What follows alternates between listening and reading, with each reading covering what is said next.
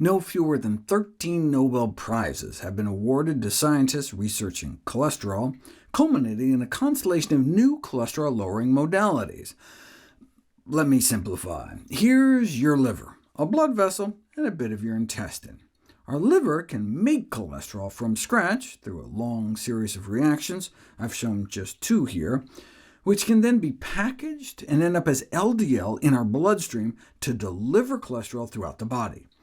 Now, we don't want to have too much, as it can lodge in our artery walls, become oxidized, and trigger inflammation that can lead to atherosclerotic plaque and kill us.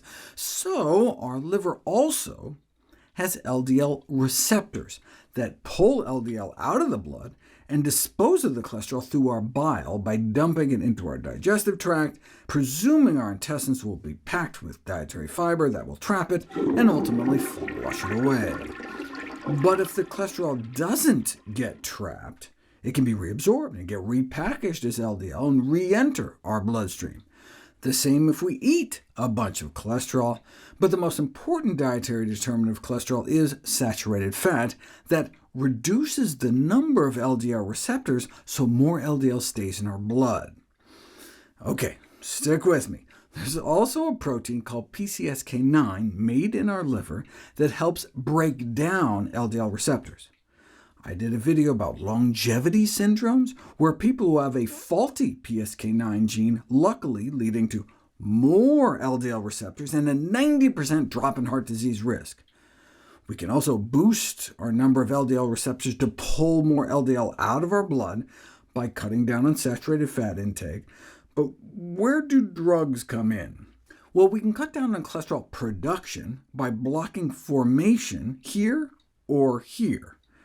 That's where statins come in, or a new kid on the block called bempedoic acid.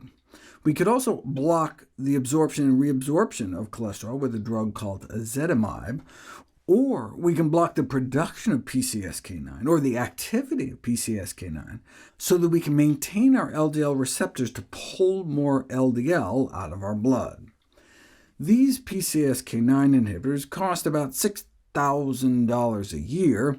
Inclisiran is more like $10,000 for the first year, and a combo of bempedoic acid and ezetimibe is about $5,000 a year, whereas statins are typically free with insurance, and even out-of-pocket could just be like $50 a year, especially since you can take the two long-acting ones, atorvastatin and rosuvastatin, every other day and cut the costs in half.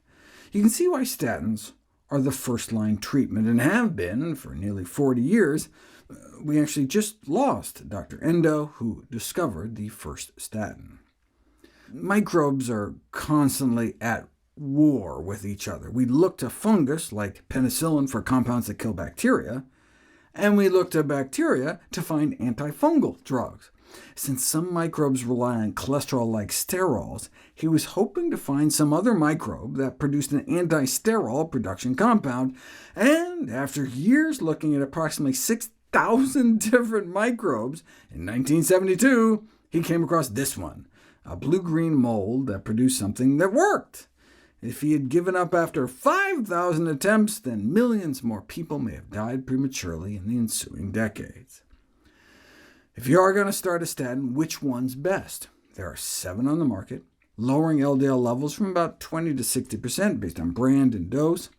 In terms of comparative effectiveness and safety for primary prevention, atorvastatin and rosuvastatin were most effective in reducing cardiovascular disease events, while atorvastatin appeared to have the best safety profile. No wonder atorvastatin became the best-selling drug of all time, raking in more than $100 billion as Lipitor before it went off patent in 2011.